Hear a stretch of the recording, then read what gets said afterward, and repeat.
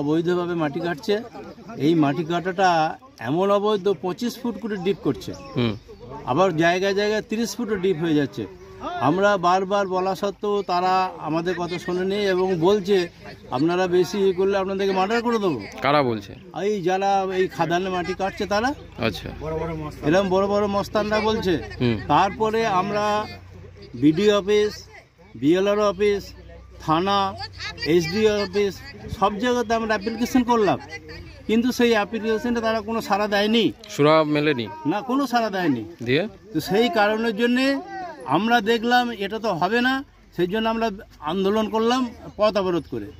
আজকে থানা আমাদের সামনে এসেছিলেন, থানাকে পরিষ্কার আমরা বলেছি যে আপনারা যদি এর সুব্যবস্থা না করেন তাহলে এরপরে আমরা বৃহত্তর আন্দোলনে নামব।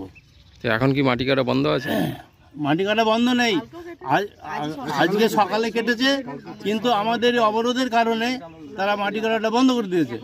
এখন থানায় এসে আমাদের একটা আশ্বাস দিলেন যে বেশ ঠিক আছে, আর কাল থেকে মাটি কাটবে না। এই মাটি কাটার কারণে কি সমস্যা হচ্ছিল আপনাদের? মাটি কাটার কারণে অন্য কোনো সমস্যা নেই। 25 ফুট করে যে তারা ডিপ করছে, তারা তাদের কোনো রকমভাবে পার রাখছে না। পার না রাখার ফলে আমাদের যে সীমানা সই করে কাটা হচ্ছে, কাটার ফলে আমাদের আশপাশে সব ঘনবসতি, সেই বসতিগুলো ভেঙে পড়ে যাবে আগামীতে বর্ষার সময়।